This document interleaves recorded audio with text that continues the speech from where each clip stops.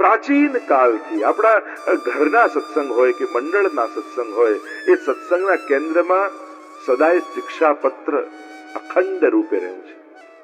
અને એમ કહેવાય કે શિક્ષાપત્ર વગર આપણું પુષ્ટિ માર્ગીય સત્સંગ જ અધૂરો કહેવાય. અને અમે તો નાના હતા ત્યારે વડીલોના મુખેથી સાંભળ્યું હતું કે તમારા જીવનમાં ક્યારેક કોઈ પણ મૂંઝવણ આવે, કોઈ પણ પ્રશ્ન આવે, કેવલ શિક્ષાપત્રને ખોલજો અને જે પાનું ખુલે વાંચજો, નિશ્ચિત તમારી ચિંતા યા તમારા પ્રશ્નોના જવાબ એ પાના પર લખ્યા હશે.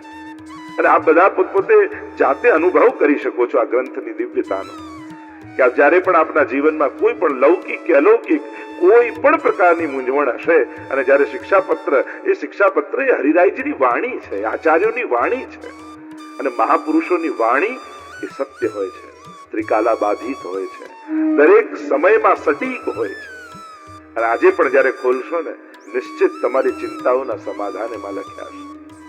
તો એવો શિક્ષાપત્ર નામનો ગ્રંથ, જેમ સ્વામિનારાયણ સંપ્રદાયમાં શિક્ષાપત્રી નામનો ગ્રંથ છે અને આદર્શ જીવન જીવવાના ઉપદેશો આપ્યા છે, એમ આપણા હરિરાય મહાપ્રભુજીએ આ શિક્ષાપત્ર નામનો 633 શ્લોકોનો લગભગ, જેમાં 41 પત્રો સમાહિત છે, એવો દિવ્ય ગ્રંથ આપ્યો છે, જેમાં આધ્યાત્મિક જીવનની ઉન્નતિના પથદર્શન કરવામાં આવ્યા છે. એના તો પછી આપણે વિસ્તારથી ચર્ચા કરીશું. એમ તો 3 જ દિવસ છે ને શિક્ષાપત્ર જેવો એક દળદાળ ગ્રંથ આપણી સન્મુખ હોય એટલે ન્યાય આપવું કઠિન થઈ જાય.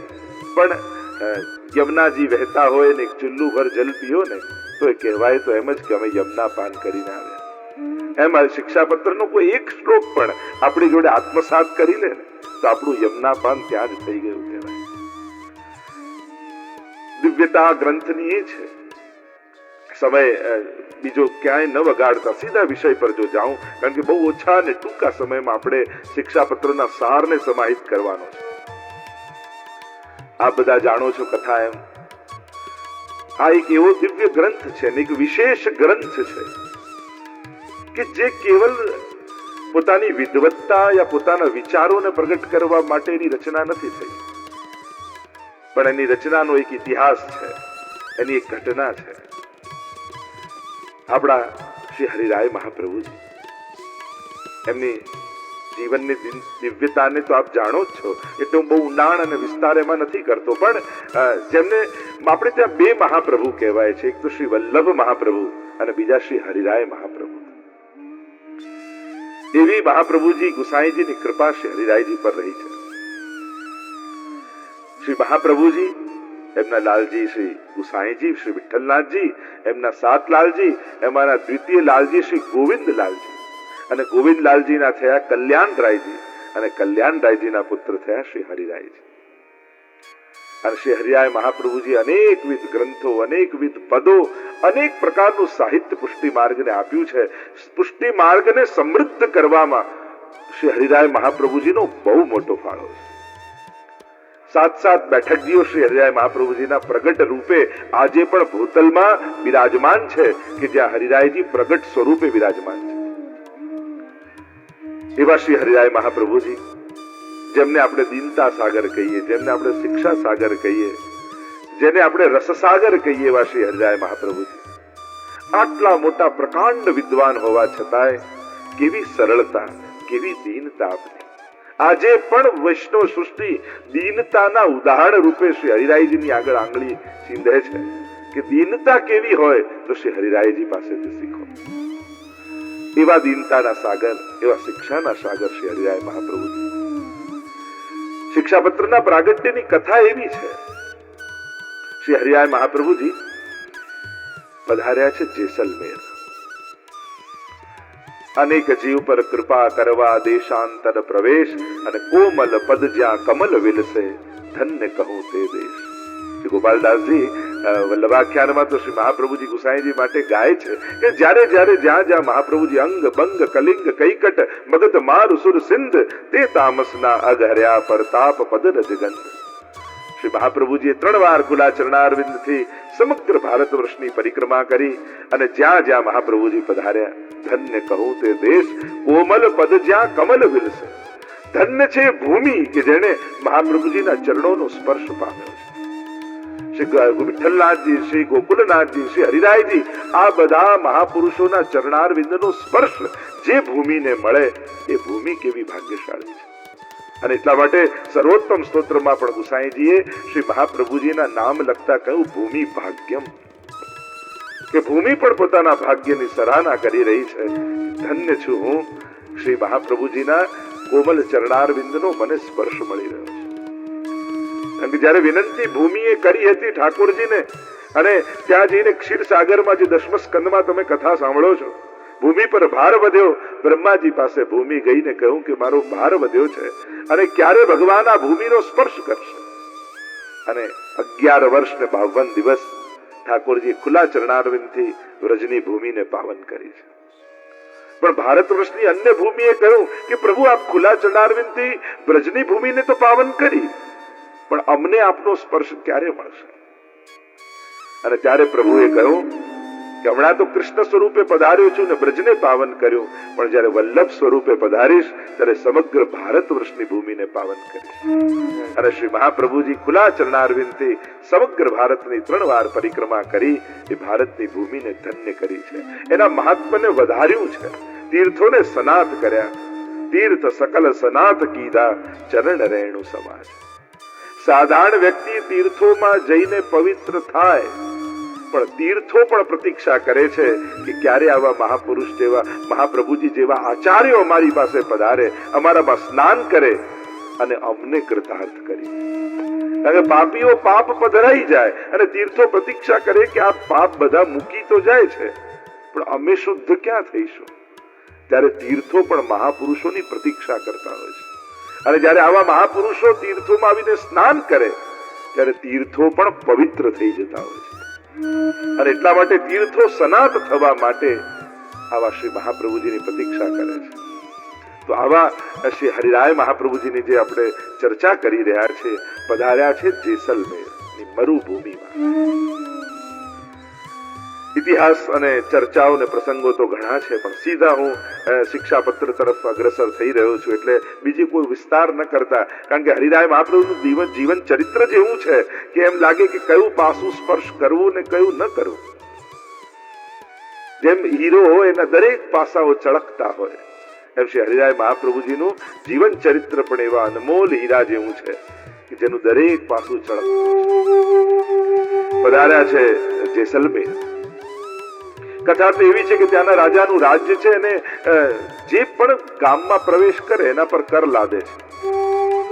હરિરાય મહાપ્રભુજી પ્રવેશવા ગયા ગામમાં, તુરંત કહ્યું કે 32 રૂપિયાનો કર લાગશે. હરિરાય મહાપ્રભુજીને થયું કે કોઈ વેપારી હોય, કોઈ ધંધાર્થે આવ્યું હોય, કોઈ લૌકિક કામ અર્થે આવ્યું હોય, એની પાસે વસૂલ કરે તો ઠીક છે, પણ જયારે મહાત્માઓ, સંતો, આચાર્યો, મહાપુરુષો જીવોને કૃતાર્થ કરવા પધારતા હોય એની પાસે પણ કર લે, જાઓ અમારે ગામમાં પ્રવેશ નથી કરવો. અને આમ વિચાર કરીને હરિરાય મહાપ્રભુજી ગામની બહાર મુકામ કર્યો. કથાઓ ઘણી બધી છે. કુવામાંથી જલ લાવવાનું કહ્યું ને વૈષ્ણવે કહ્યું કે આ કુવામાં તો ટીપું પાણી નથી. હરિરાય મહાપ્રભુજી કહ્યું જાઓ ફરી જઈને જુઓ. અને જઈને જુએ તો છલો છલ જલથી છલકાઈ રહેલો કુવો દેખાયો. આશ્ચર્ય થયું અને વાત થોડી વારમાં તો આખા ગામમાં પ્રસરી ગઈ કે એવા કોઈ મહાત્મા પધાર્યા છે કે જ્યાં સૂકું બંજર ભૂમિ છે, આ જેસલમેરની ભૂમિ, ટીપુય પાણી નથી, અને મહાત્માનો પ્રભાવ એવો છે કે આજે પાણીથી છલકાઈ રહ્યો છે. અને વાત ફેલાતી રાજા પાસે ગઈ. રાજાને થયું કે આવા મહાપુરુષ પધાર્યાનું એમની પાસે કર લઉં છું. ક્ષમા માંગતા માંગતા આવ્યા છે હરિરાય મહાપ્રભુજીના સેવક થયા. સંક્ષિપ્તમાં જો વાત કરું તો હરિરાય મહાપ્રભુજીને પોતે પધરાવીને લઈ ગયા. ત્યાં ગિરધારીજીનું મંદિર છે. હરિરાયજીના એ પાવન ભૂમિના બેઠકજી બિરાજમાન છે. અને ત્યાં હરિરાય મહાપ્રભુજી 6 માસ સુધી મુકામ કર્યો. અનેક ગ્રંથો પર ટીકા લખાઈ રહી છે, સત્સંગ થઈ રહ્યા છે. રાજાનો સમગ્ર પરિવાર હરિરાયજીનો શિષ્ય થયો છે. ગિરધારીજીનું સ્વરૂપ સેવામાં પધરાવ્યું છે. પણ શ્રી હરિરાય મહાપ્રભુજી સાક્ષાત પ્રભુરૂપ છે, મહાપુરુષ છે. ત્રણેય કાળને જાણે છે, શું થયું છે, શું થઈ રહ્યું છે, શું થવાનું છે. ત્યાં નિજ ગૃહમાં આપના નાના ભાઈ ગોપેશ્વર અને ગોપેશ્વરજી એમના બહુજી સાથે, જે એમના નિજ સેવ્ય સ્વરૂપ શ્રી વિઠ્ઠલનાથજી, એમને ખૂબ લાલ લડાવી રહ્યા છે. બંને મળીને વિઠ્ઠલનાથજીને વિવિધ સુખનો વિચાર કરે છે, અનેક ભાંતિથી લાલ લડાવે છે. અહીંયા હરિરાય મહાપ્રભુજીએ ત્રિકાળના જ્ઞાતા છે એટલે જાણી લીધું કે ટૂંક જ સમયમાં ગોપેશ્વરજીના વહુજી લીલામાં પધારી જવાના છે, એટલે ધામમાં પધારી જવાના છે. અને થયું કે જો વહુજી પધારી જશે અને સેવામાં આટલા સહાયક છે તો ગોપેશ્વરજીને ખૂબ ઉદ્વેગ થશે, ખૂબ ખેદ થશે. અને ઉદ્વેગ થશે તો સેવામાં બાધક છે. એટલે હરિરાયજી યુક્તિ કરી, મનમાં વિચાર કર્યો કે અત્યારથી હું એમને પત્રો લખું. હજી લીલામાં પ્રવેશ્યા નથી, પણ હરિરાયજી ભવિષ્યના જ્ઞાતા છે, જાણી ગયા અને પત્રો લખવાની શરૂઆત કરી. અને આ પત્રો એ કેવલ કોઈ લૌકિક ખબર અંતર પૂછવા માટેના નથી, પણ એક ગુરુ જેમ પોતાના શિષ્યને ઉપદેશ આપે એવા ઉપદેશાત્મક પત્રો.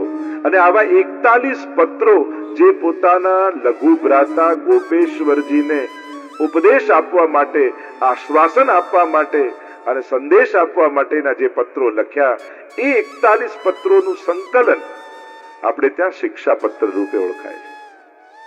કુલ 41 પત્રો શ્રી હરિરાયજી લખ્યા. અને 41 નો આંકડો પુષ્ટિ માર્ગમાં સદાય વિશેષ રૂપે રહ્યો. આપણે ત્યાં 41 પદો યમુનાજીના છે ને, 41 અનેક ભાવો 41 ના કયા, 4 અને 1, જેમાં ધર્મ, અર્થ, કામ અને મોક્ષ, આ ચારેય વૈષ્ણવના એક પ્રભુ રૂપ સિદ્ધ કરે 41.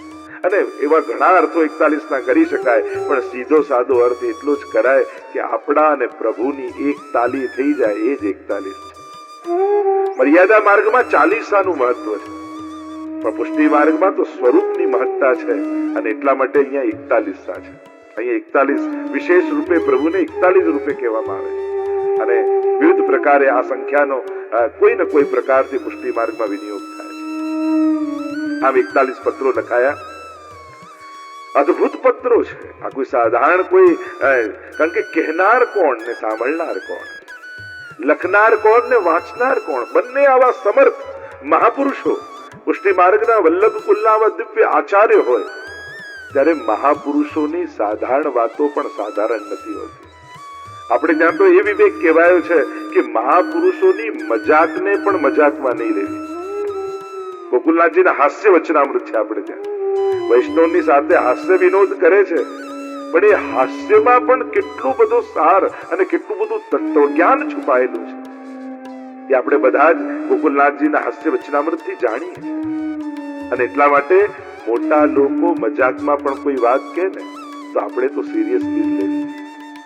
આ શિક્ષાપત્ર એવા અદ્ભુત ગ્રંથો છે, એવી અદ્ભુત ફિલોસોફી એમાં છે, અદ્ભુત ઉપદેશો એમાં છે કે ગમે તેવો દુઃખી વ્યક્તિ કેમ ન હોય, એક વાક્યમાં જો શિક્ષાપત્રને સમજાવું તો એટલું કહી શકાય કે દુઃખને પણ દુઃખી કરી નાખે એવા મંત્રો જેમાં છે, એ છે શિક્ષાપત્ર.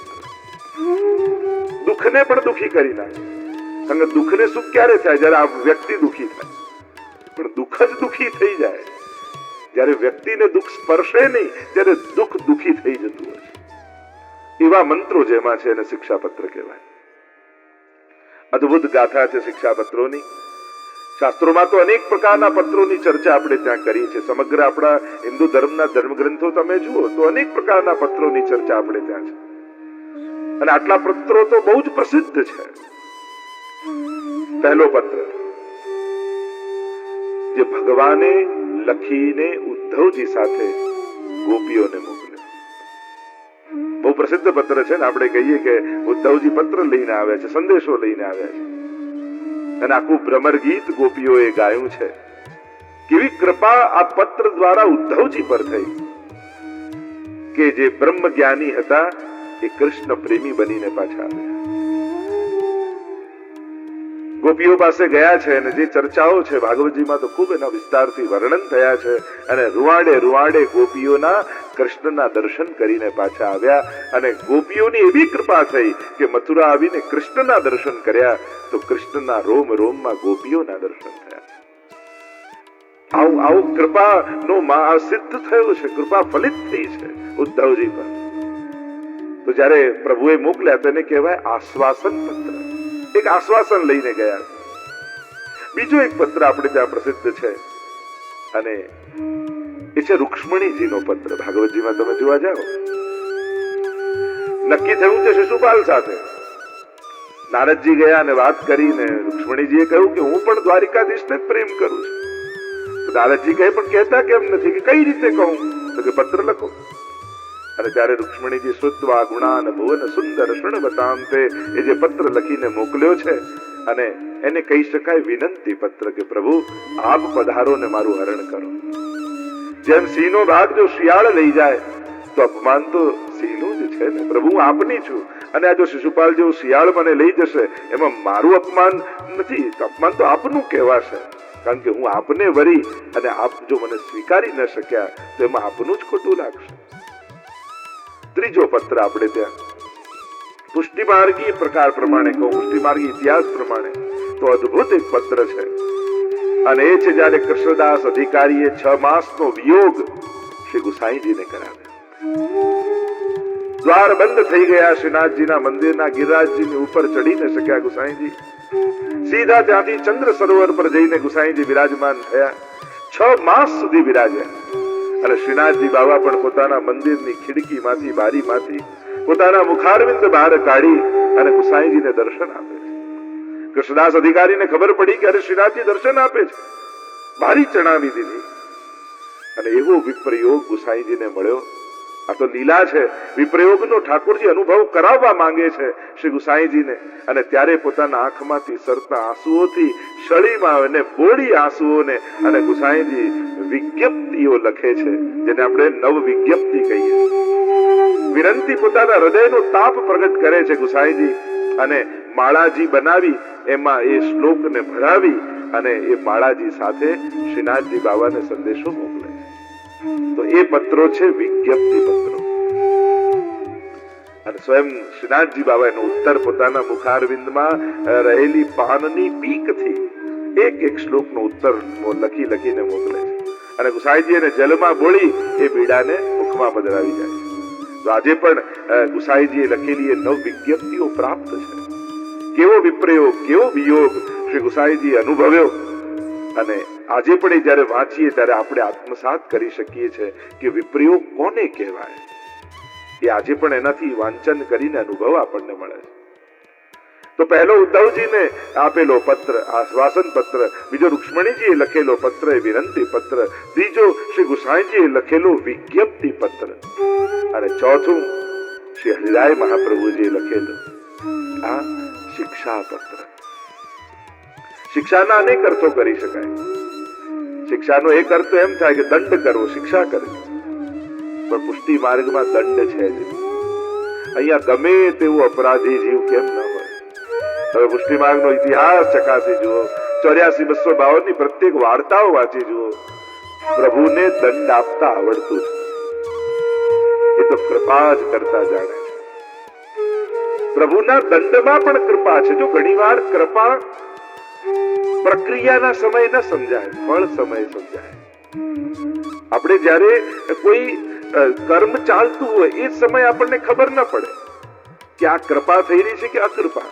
પણ જ્યારે કર્મનો વિરામ થાય ને પરિણામનો સમય આવે ને ત્યારે સમજાય કે આમાં તો કૃપા જ હતી. આપણે જલ્દી મૂલ્યાંકન કરવા બેસી જઈએ, આપણે વ્યાખ્યા કરવામાં ઉતાવળ કરી દઈએ, આપણે ભગવાન વિશે બોલવામાં ઘણા ઉતાવળા હોઈએ. પણ સોનું પીગળ્યું છે તો કયો ઘાટ બનશે એ તો પછી ખબર પડશે. એમ જ ઘણીવાર કર્મની પ્રક્રિયા ચાલતી હોય એવા સમય સમજમાં નથી આવતું, પરિણામમાં સમજાય કે હા જીવ ઉપર ઠાકોરજીની આ કૃપા જ હતી. ઘણીવાર એવા સંજોગો, સમય, એવા ઘણીવાર પરિસ્થિતિઓ સામે આવીને ઊભી હોય, એક પ્રશ્નાર્થ બનીને સામે આવીને ઊભું રહી જાય. ભગવાન પ્રત્યે પ્રશ્નાર્થ જાગી જાય કે ભગવાન હોય તો આવું થાય. પણ ઘણી વસ્તુઓ સમય ગયે સમજાતી હોય છે. શિક્ષા દંડ નથી, અહીંયા તો શિક્ષા એટલે ઉપદેશ છે. શ્રેષ્ઠ વ્યક્તિ એ જ છે કે જ્યારે વિપરીત સંજોગોમાં આપણી સમજ બંધ થઈ જાય ત્યારે કોઈ મોટાની સમજથી કામ પતાવી દે. ઘણી વાર શું થાય કે વિપરીત સંજોગોમાં જો અહંકાર પણ ને, હું કેમ પૂછવા જાઉં, હું કેમ બીજાનું સાંભળું, હું શું કરવા પૂછું. ઘણી વાર ઘણા સહાયક લોકો હોય છે, એવું નથી, પણ આપણો જ અહંકાર આપણને પાછો પાડી દેતો હોય. હું તો ઘણી વાર કહું, દુર્ભાગ્ય ચાલતું હોય ને ત્યારે ભેગા કરેલા આશીર્વાદ કામ કરી જતા હોય છે. દુર્ભાગ્ય ચાલતું હોય ત્યારે કોઈ સમજદારની શરણમાં જતા રહો, એની સમજથી જીવા લાગો, તોય વિપરીત સમય જલ્દી જતો રહેશે. તો અહીંયા શિક્ષા એ દંડ નથી, શિક્ષા એ ઉપદેશ છે. અને એવા 41 પત્રો, અને એમાં પણ જ્યારે શિક્ષાપત્ર લખાયા ટૂંકાણમાં, અત્યારે ચર્ચાઓ તો ઘણી બધી, એટલી બધી ચર્ચાઓ શિક્ષાપત્ર બાબતની છે, પણ બધી કરવા જાઉં તો 3 દિવસમાં શિક્ષાપત્ર થઈ ન શકે, એટલે સીધું સાર રૂપે ચર્ચા કરું છું.